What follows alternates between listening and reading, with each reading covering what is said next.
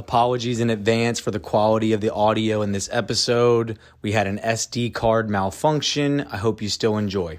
That's one thing that's consistent about like everything that's happened to me is like a lot of pivotal things. Like I'll literally just be chilling at my house. Like it'll just be the middle of the evening and someone like call me out of the blue. A number I've never seen before called and I picked up. He's like, "Yo, I'm Tony Snow. I need some cover art." The One More Time Music Podcast. Genuine conversations with genuine people about music. Hosted by Henry with a 3 and Playback Ben. Went from Beamer Coops to Pencils. Somewhat distant, so pop that one more time. Pop that one more time. Pop that shit like one more time. They pop that one more time. Ladies and gentlemen, welcome back for another episode of the One More Time Podcast. Looking forward to this one for sure. Big time. I'm your host, Playback Ben, here with my co-host. Henry with a 3, because Henry with an E was already taken. Henry with a 3, who do we have in the middle here today? Welcoming in on the 64th episode of the One More Time Podcast, legendary Atlanta rapper, it's Titty Boy 2 Chainz. 2 Chainz? Snapped. I feel like that's so good because I heard that you've actually been mistaken for 2 Chainz multiple times. A decent bit. Like, I want to say maybe like 3-4 times in the past like month or two type shit. Like I've been at Waffle House, I've been at the grocery store. Like people real deal thought I was like 2 Chainz. And you've also been at Doppler Studios where a famous artist also mistook you for 2 Chainz. Who was that? I think it was like Nelly. Mr. Country Grammar himself thought you were Titty Boy. Yeah. Well, in all seriousness, we got platinum producer, we got manager, we got graphic designer, we got owner, business owner, we got DJ, we got pop star Benny in the motherfucking building. Pop star.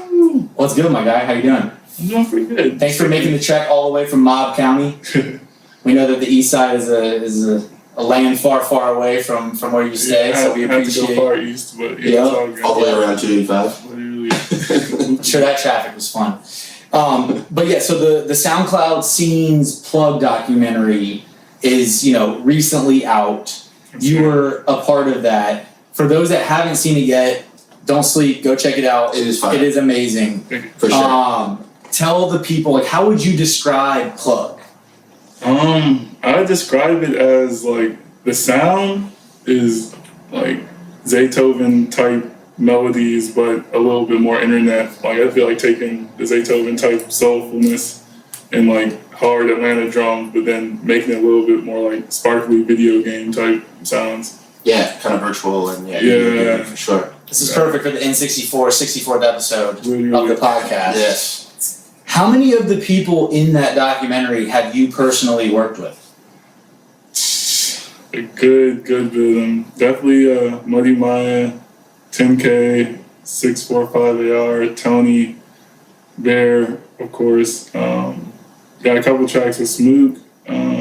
So yeah, good bit of folks. And Mexico Joe, I've been running into him for like the past couple of years, but I've just made beats with him like this past week. Oh wow. So yeah, definitely good bit of people in there. We had his manager, Woe. Yeah. We had him on the podcast, episode 6. That's crazy. Oh shit. Yes, a whole year and change ago. Yeah. Yeah, so yeah, we had him on. Big shout out, Will. And yeah, Mexico Joe doesn't really do interviews. He did just do a Kids Takeover interview though, so I was feeling some type of way. So I hit up Woe and I was like, yo, fucking one more time, can't get Joe on the podcast? Come on, bro. So hopefully we can make that happen. But what was it like watching that back for the first time?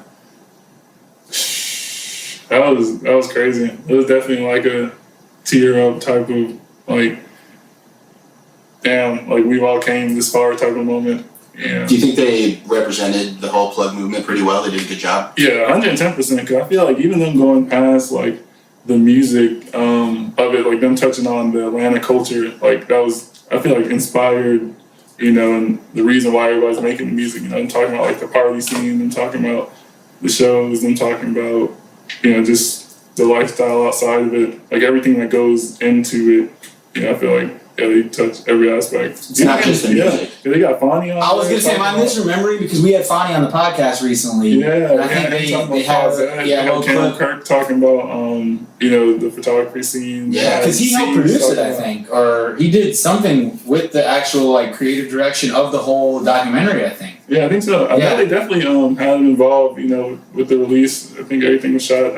A good bit of it was shot at his studio. They had the release party there, so yeah, he was definitely a big part of it too. Yeah, I hoop on Sundays with Cam, so he's definitely a big baller. So He gets smoked on Sundays. hey, come on, man, I can hold my own. So so you mentioned kind of like the internet video gamey sound mixing with kind of that more traditional Atlanta, like Southern hip hop, 808s, kind of Zaytoven-ish sound. Mm-hmm. Is that kind of how you would describe the influences for your specific, sound within that plug realm? Or like, are there any other influences that you want to speak on? Yeah, 110%. It's like ultra Atlanta because I feel like now it's cool that some of the like plug and hyper pop type stuff is blowing up the way it is because like there was the Zaytoven Gucci time, like 06, 07-ish that inspires my sound. But then like 09, like Travis Porter, J Money, Young LA, Rich like Kids, Rich Kids, all of them,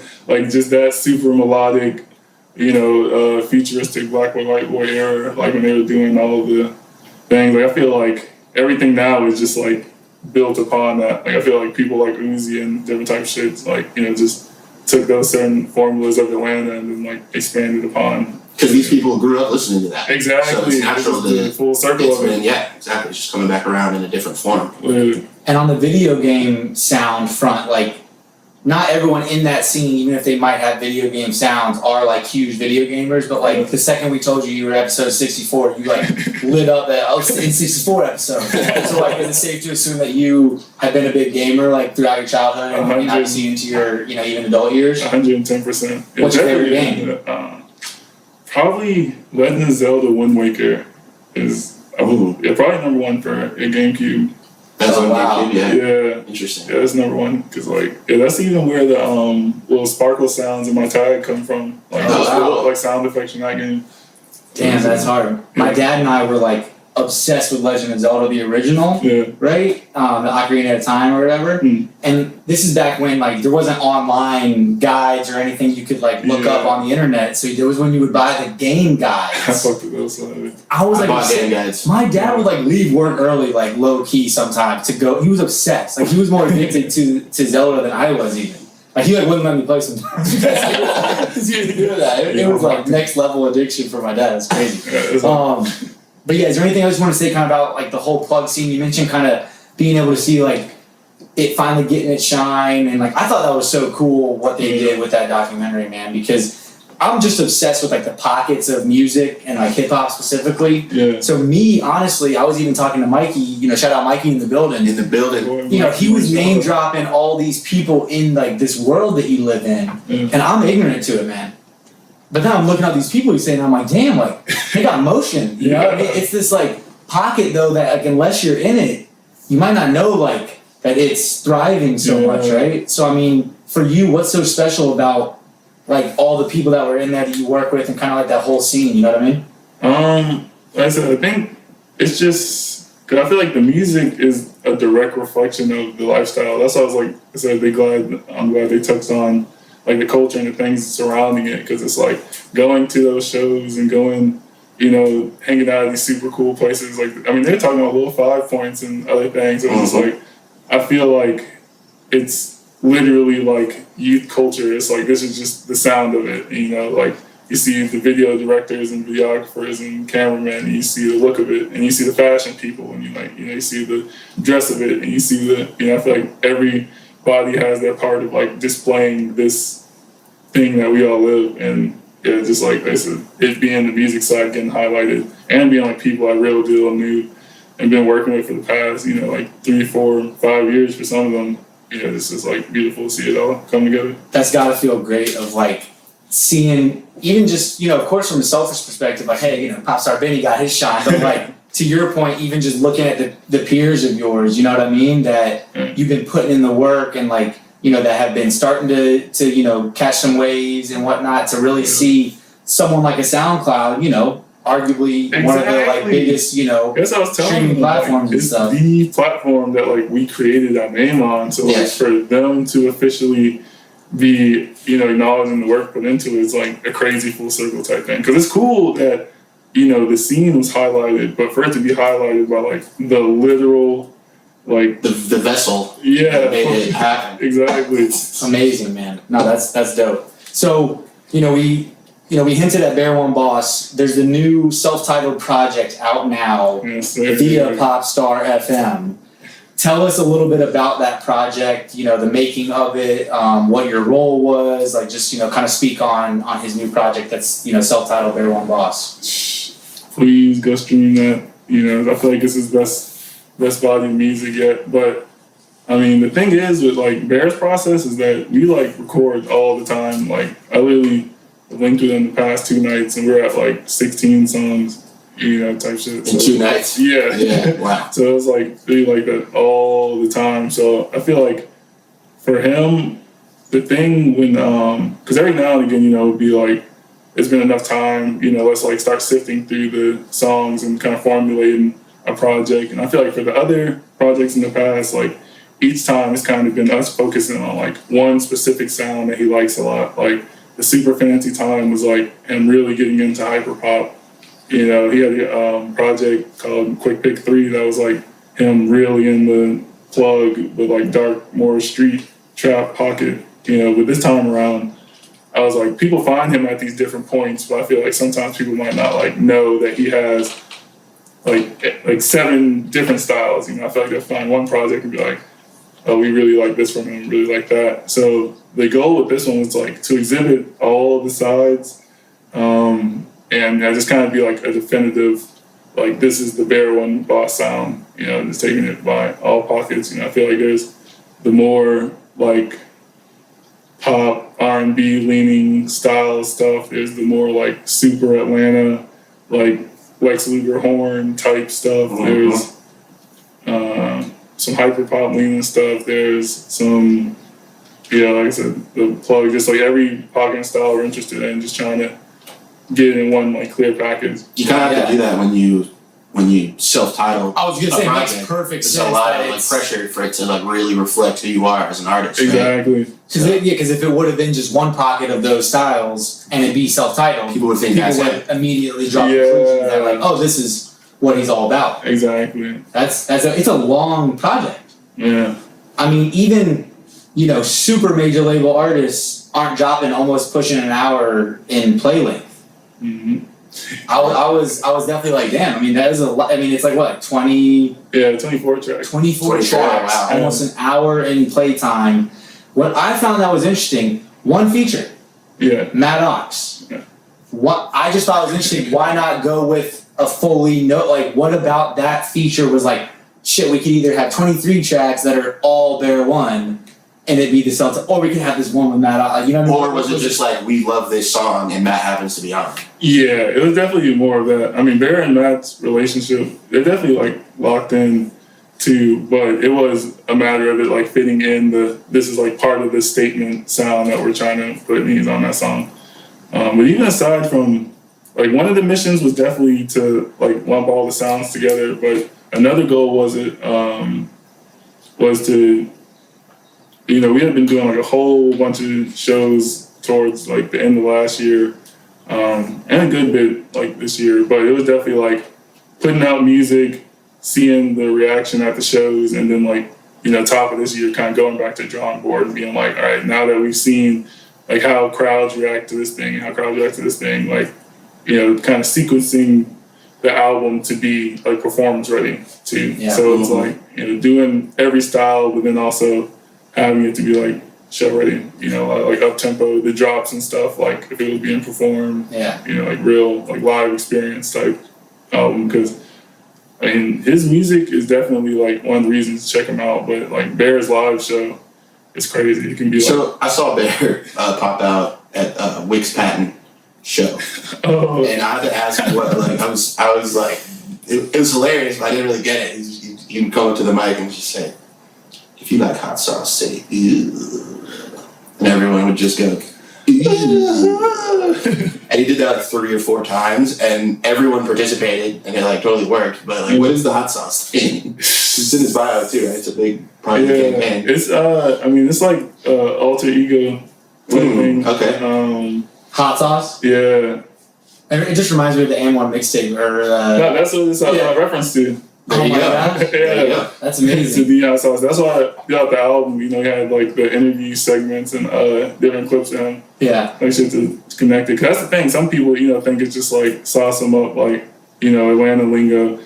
But yeah, it's definitely a reference to Hot Sauce. That's the incredible. And one guy. If you Wow. fuck with Hot Sauce City.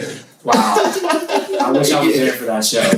So You were. You left early. I have a baby. That's my excuse for everything. If I leave early, I have a baby. He loves the baby card. But if 7 I- weeks in. Yeah, but if I want to stay somewhere late, what baby? Exactly. Anywho, so like, what was your role in this? You know what I mean? Because you know, for those that don't know your relationship to Bear, kind of like, what was your role in this project, for example? For this project specifically, I produced a good bit, but I mean, he records a decent bit of places too. Like my homie Jackson, he records with, and 14 Golds, of our like co-producers he records with. But I do like I'd probably say like maybe like half, 60% of like his recent stuff I've been recording. So it's kind of been like A&R and, you know, like helping him select out the beats, but then also being hands-on, like thinking about transitions and mixes, and then on the production side, just being like, what, you know, because we'll have conversations and, you know, he'll be like, oh, maybe I want to start going this direction sound-wise this week, or I want to start going this direction. So it's like just making stuff to kind of keep up with whatever his mission is at that time. Do you record him on stuff that you didn't produce? Yeah. Okay. Yeah, because I mean, I think I recorded, because even though I produced like 11, 12 songs on the album, I think I recorded like maybe like 18, 19 of them. So yeah, I definitely, yeah, my mission is just to get the coolest music, you know, period, even if I don't specifically work on it. Add engineer to the resume. Yeah. There you go. Yeah, I know. I definitely left that off the intro there. Yeah. But so, Thank you. how did the relationship with Bear start? Because you're also technically a part of his management team. You know, you and Mikey are co-managing Bear as well. Yes, sir. So, you know, that's also why you have a stake in making sure that this project comes to life in the best way possible. But like, Exactly. how did you, you know, walk them through what the like, I guess, starting point was for the relationship? I think the starting point was, I think I seen him randomly on Instagram around like 2018 and was just like a fan of his music. Like I saw he had like a beat email up, so I would, you know, be sending beats every now and again. But I was pretty much just a fan of him for a hot second, and then I think like right at the end of 2019, or maybe it was the beginning of January 2020. But there was a show, and that I was DJing at, and like his DJ couldn't make it, so he had like a show mix ready, and all I had to do was just be there and like press play. So like I saw him perform, and that crowd might have been like 15, 20 people, but like he performed like it was fucking Coachella. So I was like, yo, like 30 minutes straight, dancing, singing, like no break, like full. 30 minutes, yeah. Yeah, literally like no pause, no breath, taking anything. So then after that, like I was just locked in further as a fan. But just randomly, like later that year in October, my homie Z, me and him had just been linking up and making like hella beats. So he was like, yo, I have a session with this dude later if you want to send those recent beats we did. So then like the next day he picked me up. He played the songs. I think they did Zan and like one other song over me and ZZ's beat. Zan was just ZZ, but one other song over me and ZZ's beat. And he was like, yeah, he's free today. You know, if you want to link him, you know, he's like not doing anything. He's just down to record whatever type shit. So then we went, picked him up, did like 4 songs that night. And then over like the next 2 weeks, we did like 25 songs. So like we dropped that all as a mixtape, like on the 3rd week of linking with him. And from there, it was like, all right, this was so easy, natural. We've been a fan. Like, let's just keep it going. And now we're like going on 2 years. Yeah.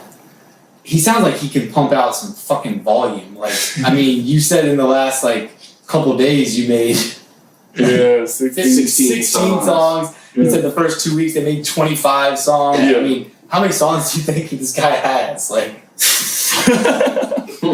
thousands? Like, yeah, Yeah, I mean, because I feel like me myself, I probably recorded like 300, 200 of them. So, Yeah, I'm fascinated by that. Like just how different artists are. I mean, because then we talk to someone like a Pope Baby. He goes in the studio for 2 hours, and he probably might make one song. Yeah, maybe 75% of the song. Let's just put it this way: his last project was like 9 songs or something.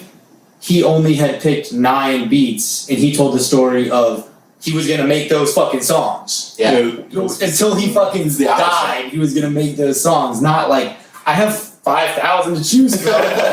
Here's my 25 I want to put, or 24 I want to put on this project. Like it's just interesting to me, like to talk about the differences in like people's workflows, how they approach making music. You know what I mean? Yeah. And there's no right answer. Clearly, For sure. it's working for him like, the way he's doing it. Works for Pope Baby the way he's doing it. You know what I mean? But I'm always like, as someone who's not an artist, I'm always like fascinated by how different artists work. Because I'm sure Pope Baby could maybe make tons of songs if he wanted to, but that's just like not his style. Yeah, like that's the process. Because that's the thing is like, even though Bear's speed is that, I work with a whole bunch of other artists like on the production side. So it's like, I know some people you might, like you said, link them, get like 2 songs that session, a song that session, but everybody's got their speeds. But the thing is Bear records pretty quick, but like when I'm inspired, like I'll make a whole bunch of beats. Like, I have days where like it'll just be like 20 this day, like another 15 the next day, another 20 the next day. I just like stack them up. So whenever like he's ready to lock in, it's literally just me scrolling down the folder. Mm-hmm. That's a lot of beats too. Yeah. It sounds like you guys are a match made in heaven for like, Literally. how many beats you can keep up with his pace. It sounds I've like. never made 20 beats in a day. I was literally looking at you like, Bruh. I think I'm at like you're a Pope Baby. Different, yeah. You're a Pope Baby. More on the Pope side of the spectrum. Yeah, there you go. That's fine. So Popstar FM. yes, sir. That is the brand. That is the business. Yeah. What is like the vision for Popstar FM? Like, what are you working towards? You know what I mean? Yeah, right now it's more so focused on the indie label side, but in the big picture, I'm thinking like full service creative agency where it's just like any type of like goal that needs to be accomplished can be accomplished. Like if you need branding, consultation, like you can come to us. If you need, a campaign like Shad and Rand, you can come to us. If you want to produce an album, you can come to us. If you want to, throw a crazy festival, you can come to us. Just like every part of the process, If you want to record a podcast, you need a podcast group. Exactly. It's just an empire. But so, how has it evolved since it first started? Because you said right now it's more like, obviously you're helping manage Bear, you're acting somewhat as a, independent label partner of his, right, as well as the management arm. How did it start though? Was it different when it first, I guess, started? Yeah, it was a little different when it first started because when it first kicked off, it was kind of like just to highlight music in the scene because within the community and friend groups, there would be songs, there was this one Danger Inc. song, I think Diamonds before they dropped it, it was like a SoundCloud link that was kind of like a word of mouth type thing, everyone's passing around to each other. So it's like if you were in the loop, you're hearing this song for months, but everybody else just had to wait for it. So it's like just being around a whole bunch of artists, like my homie Tony Snow and other people, they might do 5-6 songs with Sensei in the night, and then another night do another 5-6 songs, another night do 5-6 songs, and it'd be a crazy one that's just in everyone's text messages that just never gets released. It was just that was a cool song. So it was just kind of made as an avenue to get all the loose, unreleased cool music from just the network of people I was working with, or I wanted to put a spotlight on. But then once I met Bear, kind of started being focusing in on specific artists and helping with that. No, it makes sense. Are you finding that more enjoyable? It's the Just same. different? Yeah, it's just different parts of the same general idea. Yeah. For me, because I'm a producer as well, and sometimes I have artists, that I really believe in or want to push a certain way, and part of that comes from did you ever produce a song for someone and then you see maybe how their team handled it, and maybe you like, thought they kind of dropped the ball, and maybe they didn't push it right, or they didn't, and you kind of I wanted to like have a bigger say in that. Like we could have pushed this better. We could have done this rollout. We could have, the song could have been way bigger. And that's kind of how it was with Bear, where it's like, I'm just a fan on the outside, but it's like the same thing. Like, well, if I ever could let them know, I'd be like, maybe you should try this and maybe do this. So, when the opportunity came, I'm like, that's kind of what I've been doing in my mind. Let me just apply that to your actual process. Right. That's dope. So let's kind of rewind. I hinted at this, but tell the people kind of where you're from, what you were like as a kid, kind of early pop star Benny. Early pop star Benny. I'm from Cobb County, Marietta, Mableton area. Better known as Mob County. Yes, sir. Home of the Braves, because they're not in Atlanta anymore. Yeah. But early pop star Benny, I was a pretty like reserved kid. I definitely just like reading a lot, like playing video games a lot, and then that kind of like transitioned to me being like a computer type in the house in the summer kid to like being on a computer, fucking around, finding out how to pirate. It's like, let me get this program exactly. Just getting tons of viruses on your parents' computers. Yeah. Now I was a little bit slicker. Okay. I was not that great. So because once I found out, just getting the anti-malware service, like, you'll be good. But there you go. This guy definitely uses VPNs. VPNs hasn't had, We're going to use that these two do not reflect the views of the Wintertime Podcast. Like a record show. But yeah, just getting like anything that I thought was cool, just like downloading and trying it out. So it was like one summer I was like a huge Soulja Boy fan. Would like see him on YouTube and like see how he was showing that he was like making his beats on FL Studio. So it was just like, let me download it. I downloaded it and had like the exact kit that he used to make Crank That. So I'm clicking on like, oh shit. That's it. He was so that's how you got your start. That's who inspired you. Yeah, being a Soulja Boy fan got me right here. That's amazing. On the One More Time Hot. Thank you, Soulja Boy. I think we'd love to have you on the podcast. I don't love to have I don't quite know. For sure. No, definitely. That would be dope. So other than making beats though, you were also dabbling in like graphic design. That was kind of like one of your earlier creative, I guess, ventures, right? And that was that something you thought was actually more important or like more possible than the beats early on? I think I was like interested in both kind of like on the same level. Okay. I mean, 'cause that's the thing is like all the creative stuff I do, like between DJing and graphic design and making beats and anything else, like I just kind of think about them in like the same type of way, like different software is like rearranged, but it's still just like same tools. Yeah, yeah. So like your mind's working similarly. Yeah, exactly. No matter what like craft you're applying. Exactly, because when I'm doing like production stuff, that might like give me DJ ideas. When I'm doing DJing stuff, I'm like thinking about like the different ways like things mix, and I might like cross over to like me trying stuff in the design sphere. So it's definitely like just all the interest. I feel like I was kind of just doing them at the same level, not like let me make this my main hustle and then the other ones just doing it. Just like let me just do it all, because that's kind of, I mean, for better or for worse, like why I feel like my process is the way it is. Cause like let me just go like all in and I just give it a try. Sure. So what was your hustle like as a graphic designer specifically? Like how were you getting clients? Just through Twitter and Instagram, like word of mouth. Because it's kind of like leaving comments being like neat graphic design. Not those people. In like 100 emojis or something. Was that you? Nah, it was just Okay. I mean, I was kind of lucky because when I like was first starting, like it was people like Larry Lee.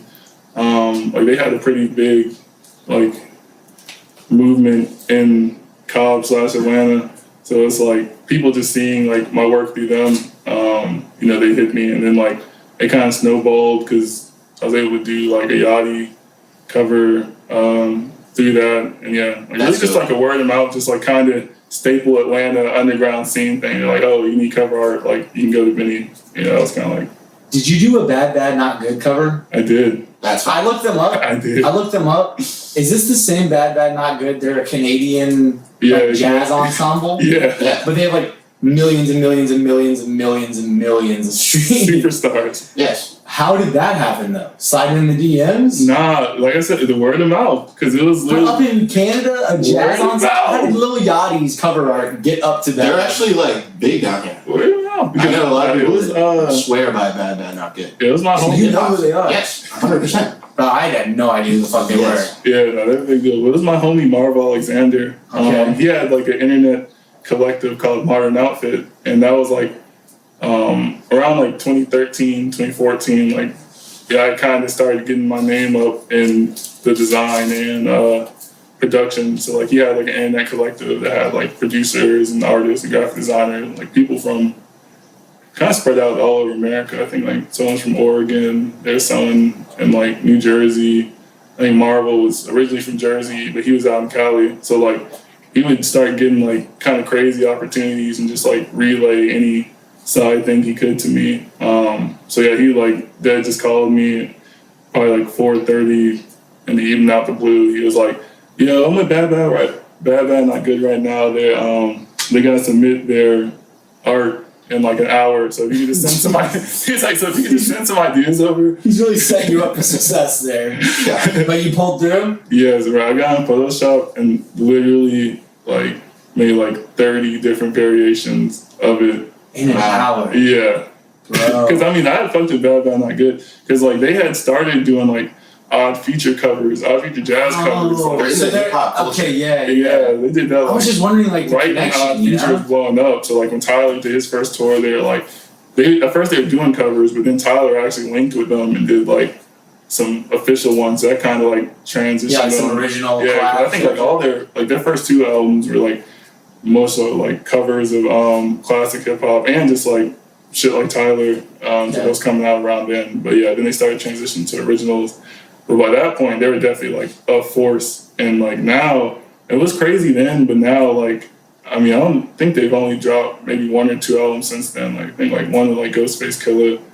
And That's like, hard. yeah. So they're really into hip hop. And, like, If Ghost is one fucking with another them, one, that so, is like- that is hard. So, Is Tony Snow how you like? Is the graphics how you linked with Tony? Did you do cover art for him first? yeah, that's literally how I ran into him because it was like I don't know how he got my number. It was like the middle of it, same thing. I'm telling you, that's one thing that's consistent about like everything that's happened to me is like a lot of like kind of pivotal things. Like I'll literally just be chilling at my house. Like it'll just be the middle of the evening and someone will, like call me out the blue.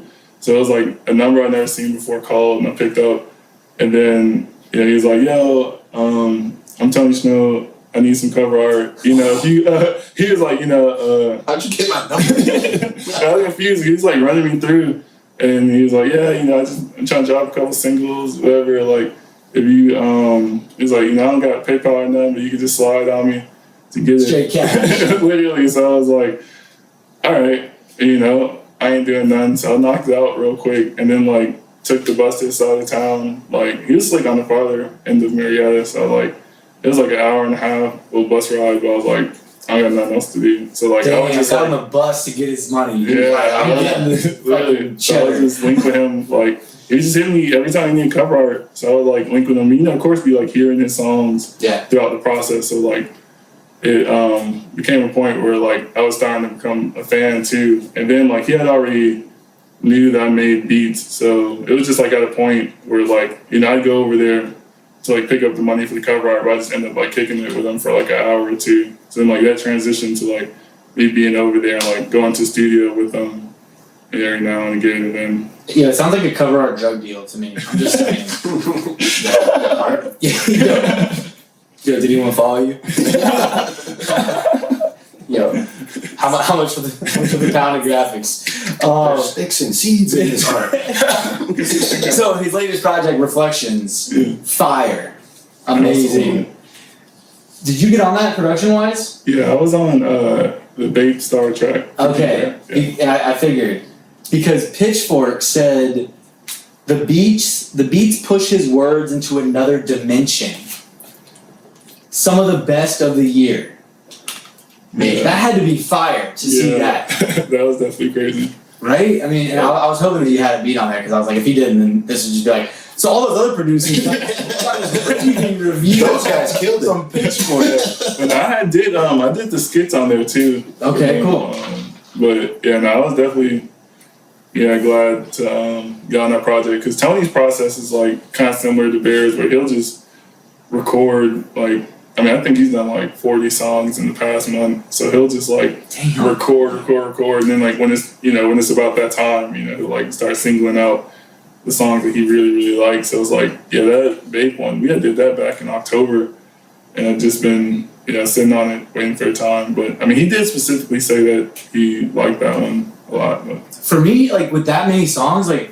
Do you think he's forgetting about like some of the better ones? Like, do you actually go back and listen to like? You would think that some would get lost in the whole, but it really doesn't. They just remember. They really do. That's crazy. I mean, especially like the really good ones, because that's the thing. It might be one that they like didn't care about so much like earlier, and that they'll like rehear later and be like, "Oh, that's crazy. I remember." But if there's ever like ones that maybe you're like, "Oh yeah, that's the hit of the night," like You know it pretty quick. they're gonna even if it's like deep in the notes, deep in the files, like it's gonna stick out. It like sticks. Yeah, because that was the thing. When we were pulling for the Bear album, it was definitely like had a whole bunch to pull from. But there was like already some specific key ones that we knew to like highlight for like session time. So yeah, for sure.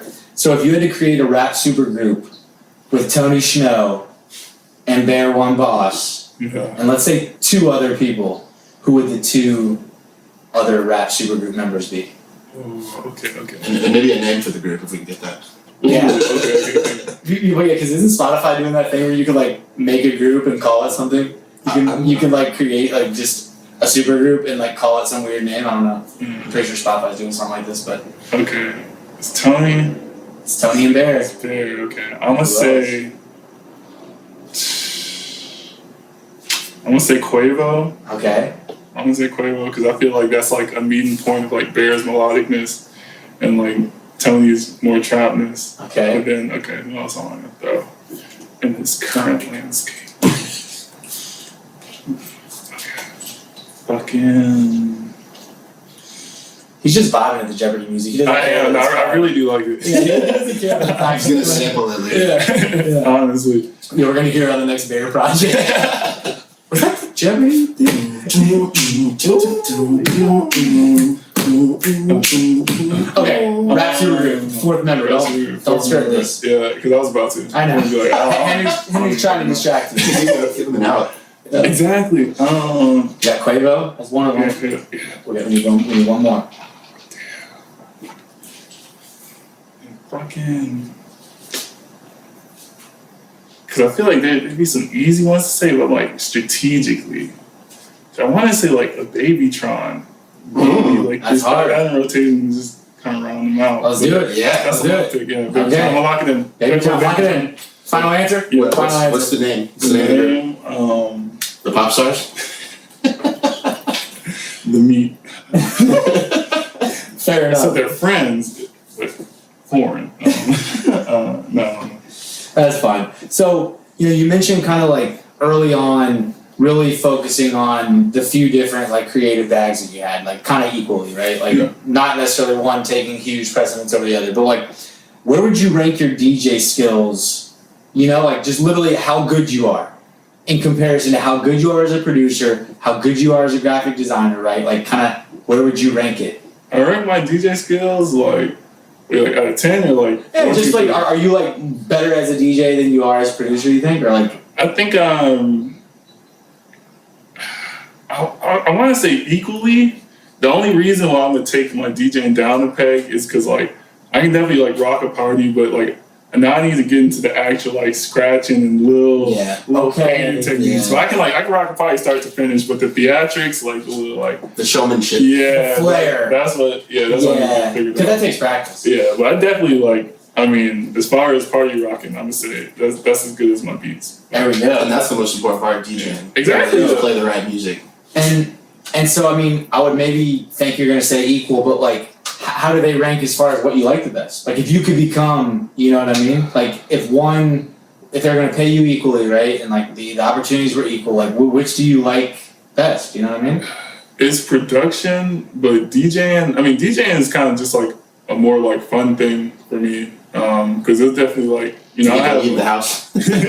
yeah, like I get into seasons, Facts. but like it really like Be like I around said, people. it like feeds into my production because it's like experimenting with like production ideas. It's like, all right, what would this particular bounce sound like at a higher tempo, or what would like this genre's like low end and bass line sound like with this genre and like other things. So it's like they're giving me like, that's kind of like why my style is like the way it is, like kind of taking the hard Atlanta stuff and like implementing like indie and synth and 80s and just other types of influences, because like DJing and like literally hearing like a Cyndi Lauper thing over like a 21 Savage bass line, it's like, oh, that would be cool, like let me do that in the beats. So it's like giving me like a whole little experimentation. They're complimentary. Course. That's hard. So tell us about the time that you DJ'd for Yachty.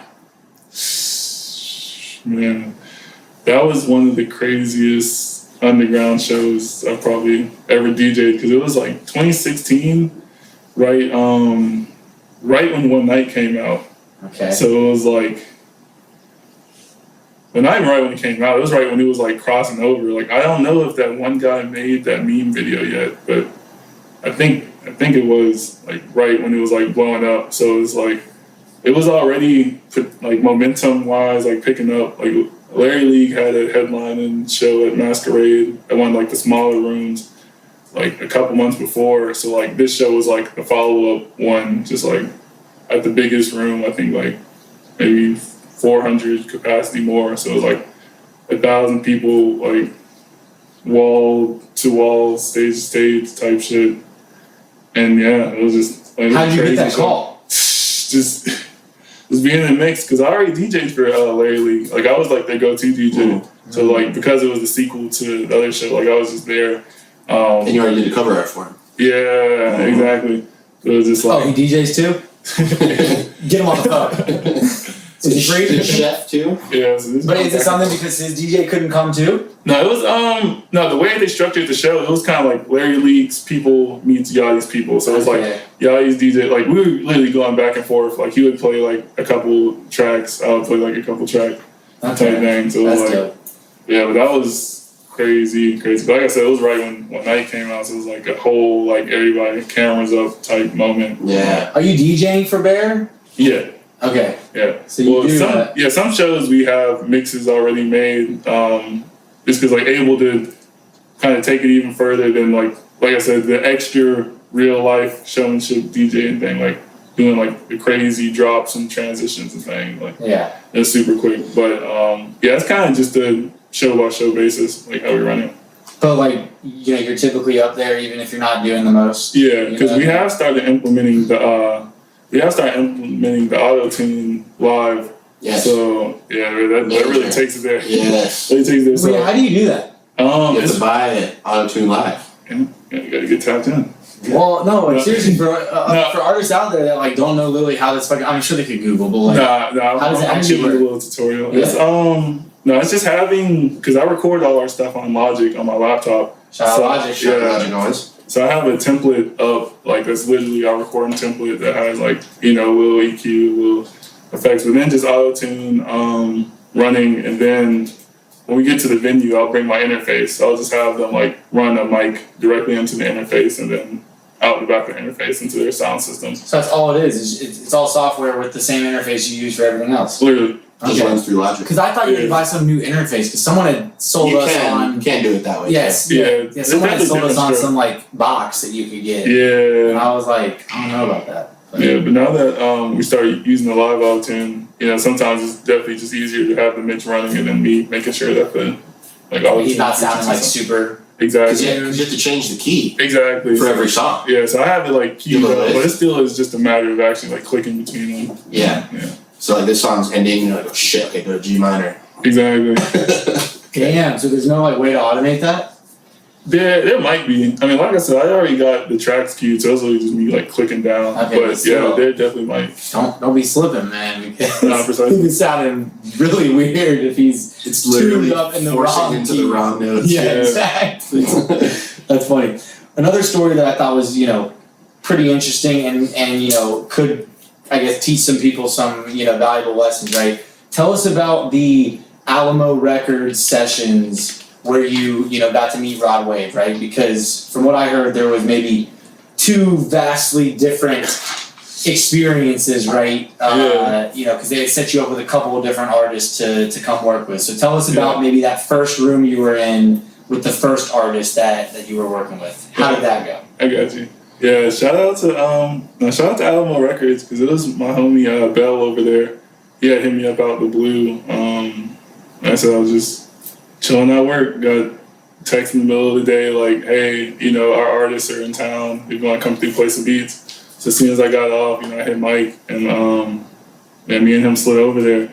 But yeah, it was Rod Wave and one other artist. And like when I first got there, I think like we went in the room with Rod and like he was like in the middle of recording. So he was like, yo, the other artist, you can go and just play some stuff for him. So like plug in my laptop.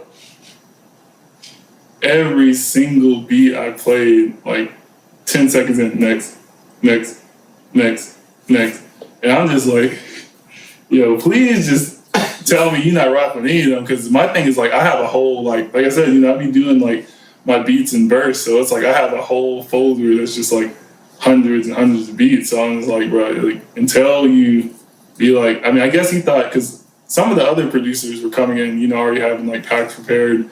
And like, they'd run like their 10 and like get to the bottom of it. But like, I feel like that was my advantage of having like all my beats. So I'm just like running through them. But I feel like in some weird universe way that like kind of worked out because like I was going through like literally like 60, 70, 80, 90 beats. And like Rod's manager would come in every now and again and just be like, oh yeah, when you get in the room with Rod though, like, pull this up for him type shit. Whatever. So I was just like going through and like other buddy was just telling me no on all of them. So then like how do you respond to that? It's really the game because it's like I said, I saw it happen with the other producers before me, so I wasn't like absolutely tripping. But it's a dice roll. Because that's the thing, like whenever you're trying to get beats to an artist, like you just have to hope like that particular thing that they hear like meets their mood at that time. It's like timing is just very important. Because I've been in sessions where like they're pulling up beats from like superstar people and like the artist just at the time like might not care or want that exact vibe, so you just like skip on it. So that was the thing. Like I feel like earlier in you might like want to take it as like an ego bash, like damn, like maybe I'm like good enough type thing. But then like when you see it's like just the process, like superstars are shooting their shots to artists too, and it might not stick. So I didn't think anything of it. I was just like, please just be like, I don't think I'm gonna fuck with any of these. So I can just stop playing. Because like I said, because I think there was a producer or two before me, and like they just had their like 10. So like they got to the bottom of it. It was like, yeah, I'm not fucking with any of them. Did this guy just not want to make any music? That's also in retrospect. He was just like not wanting to record. Yeah, that's the kind of thing he was done. He was like, yeah, my label got me here till 11, so I'm gonna just I also kind of think when you have like 50, 100 beats and you tell and the artist knows that, it might be easier for them to like, oh, okay, well we got 100 more. Let's just keep going, maybe. But he was skipping through the people that only had 10. Yeah, but I just think but then. I want to say when I finally did get off the aux, that he started playing some of the stuff that he was working on. It kind of was like a hard shift from my style. But on the flip side, like, I just feel like, just communicate. I don't know if this is my style. Yeah. And then I'm going to go for it. But then on the flip side, like I said, that did give Rod's manager the chance to like kind of pre-screen beats to like play. So then like the second I got in Rod's room and started playing them, like I was playing the ones that the manager specifically was talking about. And, like I'd play it and like he would like start freestyling like from start to finish. Like I think one of the ones that he actually recorded on and dropped, like he freestyled like a good like 70% of it when he heard it. So it was just like, yeah, the first guy, like I couldn't, get past 20, 30 seconds. And with Rod, like I would want to go to the next one, but he would be fucking with it and like already rapping to it. So I would just let the whole like 2-3 minutes run and then like try another one. So yeah, he picked out like 6 of them. And then that's a huge lesson, I feel like, for the for all the producers out there, to be honest, man. Like I would have felt so depleted, man, after that. I don't know how y'all do it. When he's playing beats for artists, like if I'm helping set up a session and I'm here and he's playing beats, I'm like nervous as fuck myself. And I'm like looking at the artist like, are they fucking with this? God damn. And like if they don't, like I'm starting to feel some kind of way. So like I don't know how y'all deal with it because but it's not that. I guess you just can't take it super personally. It's art. At all. I mean, because that's the thing is like, I mean, I record with Bear all the time, and it's like I might have like a new pack of beats that is just like if that's just not what he's on at that time, like sound wise or whatever. Like, despite him fucking with me or despite like my beats being good, you know, it's no knock to that. It's just like nothing's sparking in his brain when he hears that. So it's like he's gotta meet people who are sad. But I feel like the only way. I don't say the only way, but like the way I kind of get around that though is by like making as many beats as possible. Because then I just feel like I don't really go in like let me make these specific types. I'm just like if I make 50 beats, then there'll probably be like 6 that I know are a particular Bear style, or 7 that I know like I can send this person. So it's like I just feel like it's a number game with it. Numbers game. Yeah. Mm-hmm. Yeah, most definitely. How many beats do you send in a pack? We've had this debate before. Yeah, I kind of go back and forth. Now I'm kind of locked in on like the 4. Yeah, 4 is my solid number. But if it's someone that like I work with like heavily, then like I might send like 8 or 10. Like if they're like locked in, like if Bear's like out in LA and he's at a studio and like you know I haven't sent beats in a while, like I'll send him like 10. Or like if there's someone that like. You know, I sent them a 4-pack, and then like they recorded on 2 of them, and they sent them back real quick. And I'm like, okay, they're in a recording mode. Let me send 8. But like, I feel like 4 is good because, like I said, it's one of those things where like people either gonna like the beats or they won't. Like they either be in that mood or they won't. Because I've been in the studio with my friends, like Tony and shit, and it's like you know they'll go through their email and like you know just listen to the first like 3 or 4, and it's like the producer might send 12, but like if they're not in that mood and those first 4 don't strike them, then they're not really caring to force it on the other ones. And there might have been 2 or 3 later that they didn't get to that they would have really fucked with. Exactly. So it's like kind of forcing people's picking option. Yeah. Because that's how like I would do cover arts too. Like when I would send you know versions for people to pick. Like I try to send like 3 or 4 so that you know people have different options. But on the flip side, it's not like getting 12 of them to where they could be like, well, I really like these 3, and then just like them trying like to single it out, you know, like it'd be kind of like limited. Yeah, so giving them choice, but yet not like overwhelming them with. Yeah. Oh, even just a tiny choice. People just love the feeling of being able to choose. Like, Exactly. I do that with like mastering. When I do like mastering gigs, I'll do 3 versions. Like this one's kind of like a safe level. This one's kind of pushing it, and this one's like kind of cranked. Yeah, You know, because it's like just you give could them give them like the 12 specific, like this is this little edit, and this little edit. But it's like, yeah, for most people, like you know, I feel like that gets them too like caught up and trying to think about it. So yeah, definitely. Yeah. The longer I've been in it, I've been leaning towards shorter packs because I've done it where like I straight up, if an A&R hit me like. Because I've been making so many beats, I'll go and pick 30, 40 and put it in a Google Drive. But I feel like that wasn't any more effective than just like sending a handful. Because that's the thing too, like if someone is really, like if you send 4 and like they're really fucking with you, like they'll just ask for more, like real quick. So it's like, you don't even gotta be like, well, let me send 12 just in case. It's like, send their 4 and if they run through those 4, then they'll hit you back and be like, yeah, just send some more. Exactly.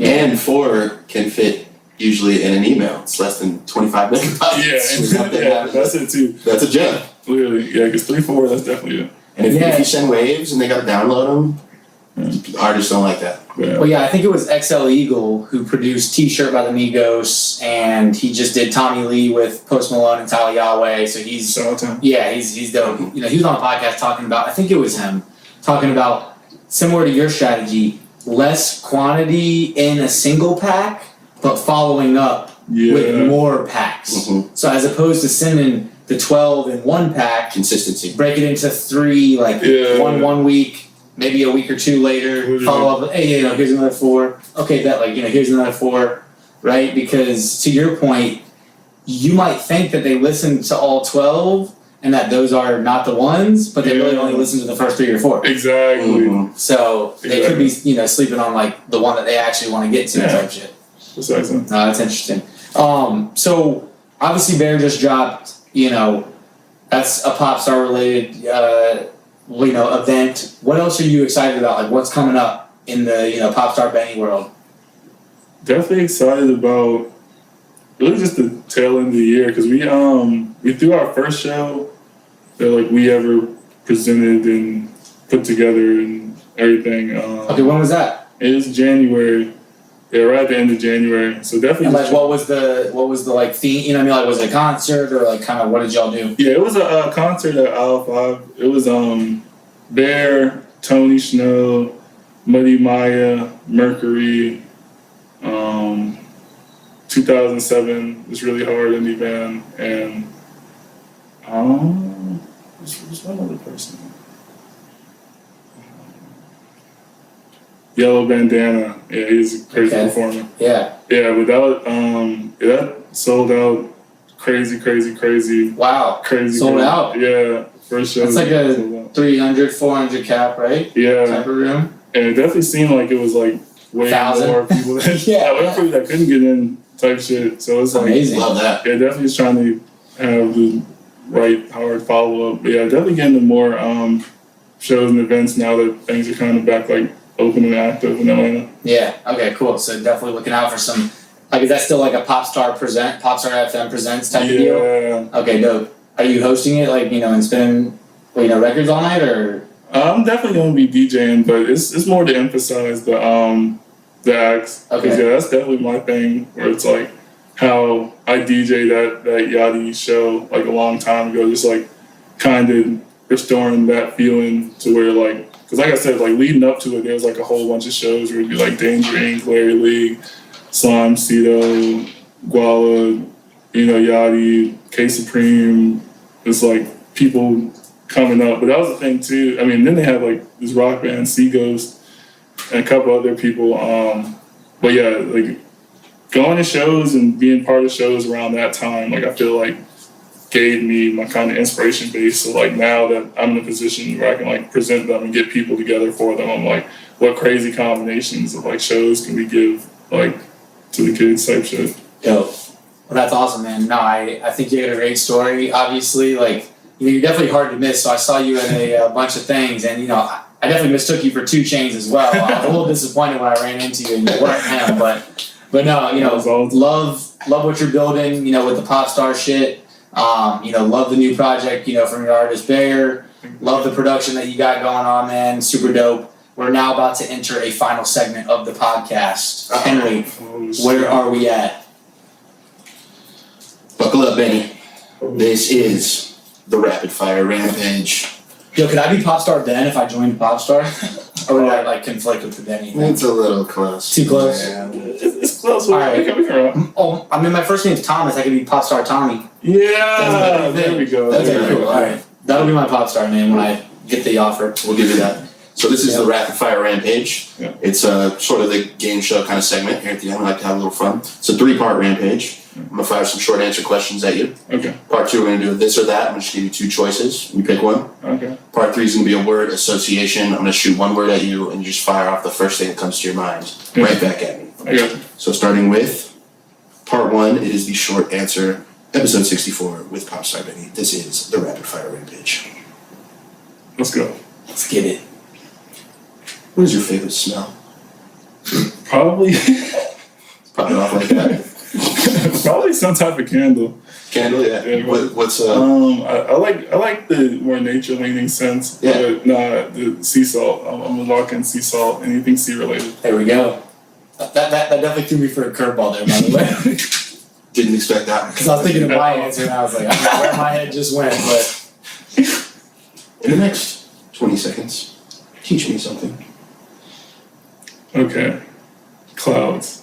They're formed. The sun makes the vapor evaporate. Vapor goes out.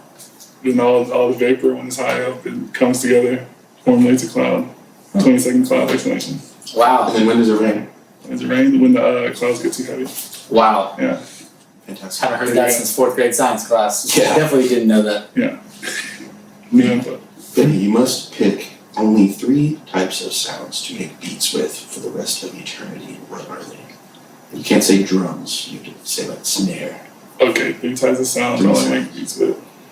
Okay. You can't say synth either. That's too general. Okay. Let's get in there. Any specific sounds, Benny? Specific sounds. I'm gonna go guitar, What kind of guitar? electric guitar. Okay.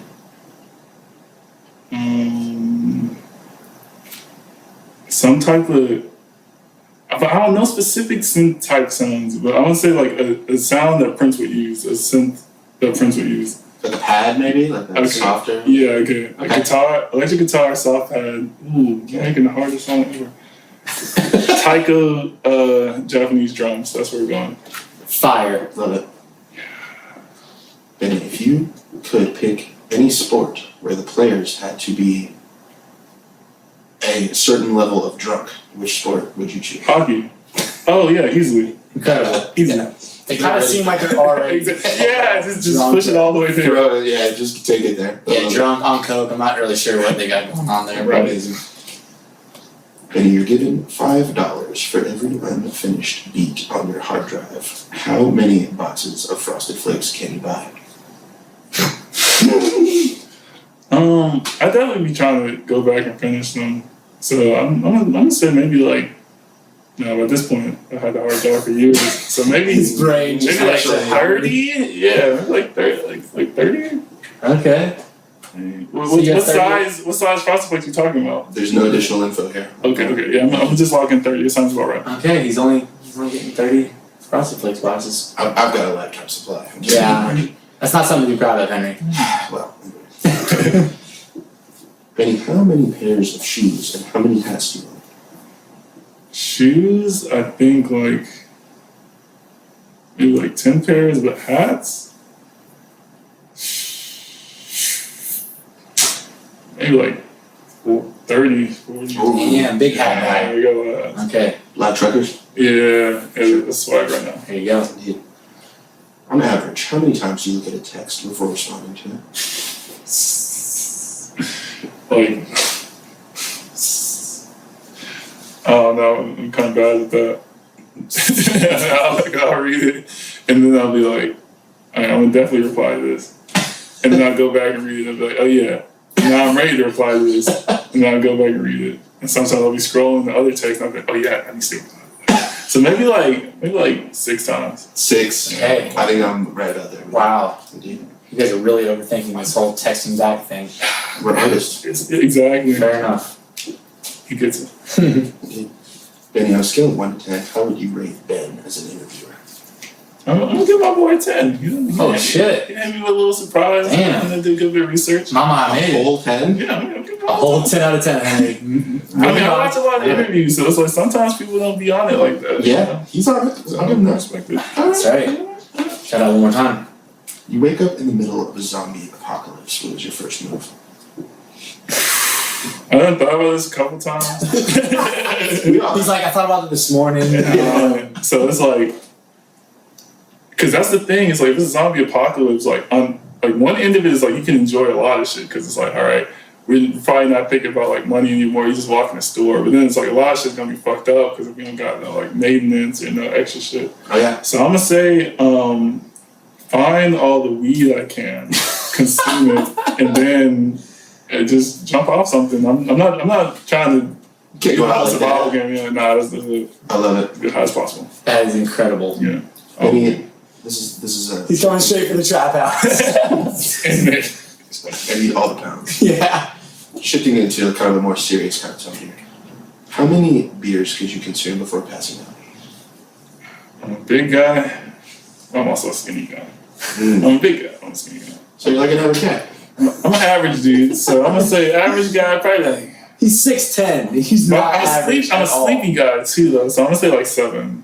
I'm gonna say 7. I never tried. But I'm gonna just say 7. Oh, like just passing out from being a little sleepy off the booze, not like from a. Yeah, I mean, I'm like, Yeah. maybe like, not, because I feel like a sick, like, tap out point, maybe like 9, 10, but all right, I'm probably like bumping into something, I'm gonna go to sleep, like 7. Yeah. Okay, fair enough. There you go. Wrapping up the short answer. What is your favorite curse word? So many good ones. There are. Oh, How can I pick just one? really? Because then when you hit them in the combos, but The combo. probably shit. I feel like There you go. I think that's shit's first shit. That's our first shit. That's our first shit on the Yeah. One More Time podcast. What do most people be saying? Fuck is very easy. It's boring. We got a hell yeah. My favorite's hell yeah. Hell yeah! Yeah. Someone say hell yeah. Yeah, let me change my vote. Hell yeah! Hell yeah. No, shit needs its vote, man. Yeah, We're locking in shit. Lock Hell yeah is up there. Shit is locked. No, I feel like shit. shit's like casual. Like We're with the I feel shit. like fuck. I don't know if it's the K in it or what, but it feels just like a little sharp. It's Harsh. Like, yeah, I feel like a little like too like. You can say it, but shit, I feel like that would like slide. You're not thinking specifically like, oh, this, he said shit. But fuck, that's like gonna draw attention. Yeah, like, oh, you really mean that. Yeah. Yeah, like shit is kind of still one of those ones where like you could sneak around a conversation of like people you don't really know and they won't like look at you that Yeah. like judgy. But if you say fuck, someone's looking at you like Yeah. They're like, that's like a Oh, hard dick. divide. Like you're Yeah. either a curse person or not. Like Exactly. And shitty is like super innocent. Yeah, Like, that's shitty. It's shitty. Yeah, it's shitty. Yeah, it is. Yeah. yeah, you say it's fuck you, they're gonna be like, what? yeah. Fucking awful out there today. Whoa, buddy. Calm down. It's Calm riled down. up. Okay, moving on to the this or that portion. That was a good part one. Great part one. Great answers. See if you can follow it up here. Mm. Claps or snares? Clap. DJing or graphic design? DJ. Jazz or country?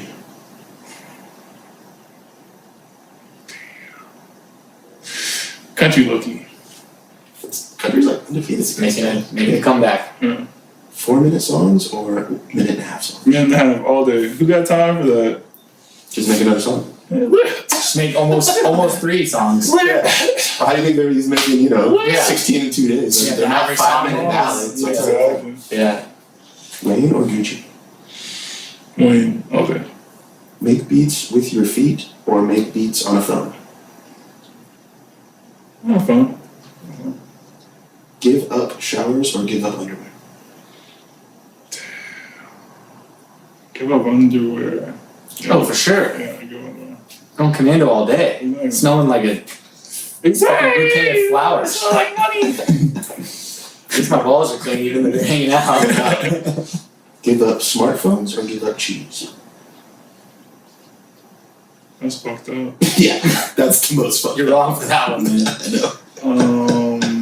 I hate that one. It's the toughest one for sure. Because cheese is involved in so much. Everything. So it's like bland or food, but I got a smartphone. I give up the cheese. Wow. Tough. It just like made my heart skip a little bit thinking about having to give up cheese. Anyways, moving on. Instagram or TikTok? Instagram. But are you on the top? Yeah, I mean, I just feel like I'm not even on it as much as like people be sending me them hella slash. Like I'll look out for them on Twitter. Like I feel like TikTok has got like the fact that it be still finding its way to me. Like I feel like there's funnier stuff. Oh, it's on being there. shared more to Instagram and Yeah. Twitter probably than any other types of Exactly. things, you know? For sure. Yeah. Yoda or Darth Vader? That might be. Damn. They're both pretty cool dudes. I think so. I'm chill with him. Yeah. I've never heard of Darth Vader being called a cool dude. He's misunderstood. Yeah, it's like this is aesthetic, you know. Yeah, that's true. Emo guy. It's probably Yoda. Yeah. You know, he got the wisdom. Yeah. Okay, Yoda. Call of Duty or 2K? I don't even play either, but probably Call of Duty. I thought the gunshot was a good Yeah. sound effect for that one. Vomit on your hero or have your hero vomit on you? God. It's terrible. Yeah, I mean, I feel like And who is your hero? And you have to add parts to the question, please. I This is just- my rampage. Well, I need a visual image of who's vomiting on but that's who, my thing. you know I'm what I thinking mean? a couple people I'm thinking of like Pharrell or Kanye. But that's the thing. I feel like I'd totally vomit on Ye. For sure. I feel like it'd probably be smoother. I mean, because they vomit on me, it'd be whack. But like if I vomit on them, it'd be like on some like that might get me out the game. You know, you'd be like, oh, fuck that guy. So you'd be willing to take a face full of vomit to like maybe get to work with it? He didn't specify the face, but I mean. Oh, I don't know. I figured it would. Yeah, Actually, you're a tall guy. You're probably like like kind of like pant leg or something. You know. Good But point. I'll take it for the bigger picture. I'm gonna change the wording of that. Why did I immediately think that it was on the face? That was a weird assumption. That was a weird assumption of mine. It will be next time. Then you got lucky. Moving on. Thank you. Permanently charged phone or permanently fueled car? Permanently fueled car. I mean, with the gas prices right now, of course. Yeah, it's fucked up. Yeah. Benny, you can eat pancakes with every meal or never eat pancakes again. Eat pancakes at every meal. I love pancakes. Do you? Every meal, Yeah. forever. Big IHOP guy over here. IHopper. All day. IHopper. IHop. It's a key. I. God bless. Great. Last one of the this or that. Win 100K or Mikey wins 1 million. Mikey win 1 million. For sure. That's a game, man. Yeah, exactly. That's love right there. Yeah. Part 2 of the rampage. Part 2. Moving on to the final part of the rapid fire rampage. This is the word association. Amazing. Hip hop, Award. anger, Management. robot, Chicken. mustard, Ketchup. piano, Teacher. drug, Dealer. economy, Dealer. that'll work. Volcano, Eruption. chopper. Dealer. That's okay. We had. There are arms dealers out there. Yeah. Makes sense. Well, yeah, I don't know if you know the artist named Surf. Yeah. Yeah. He answered like everything with Half the Surf. questions and stuff. Yeah. So, no, you're doing Pop great. star baby. Yeah. Exactly. Don't. Don't do that. I shouldn't have been in the fucking. Yeah. I just fucked this. I fucked this, Henry. Keeping it going. Yeah. Link in bio. Money. Up. Ketchup. Space. Invader. Cream. Corn. Yo. Producer. Grind. Skateboard. Grind. Whoa. Oh.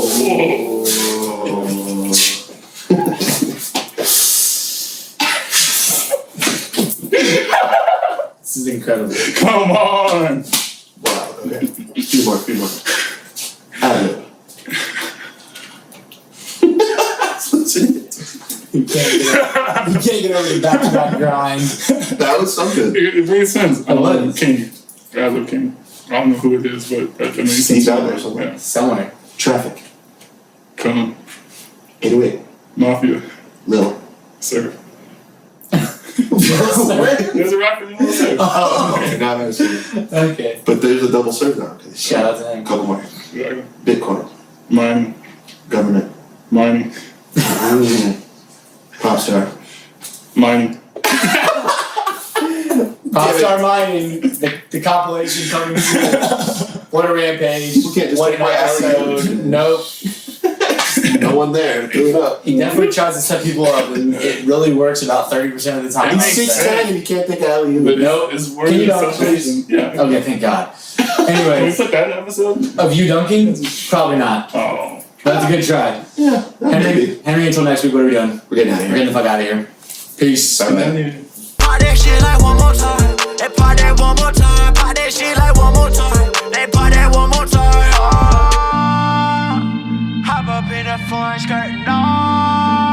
All the homie, this shit tripping, no. Middle finger to the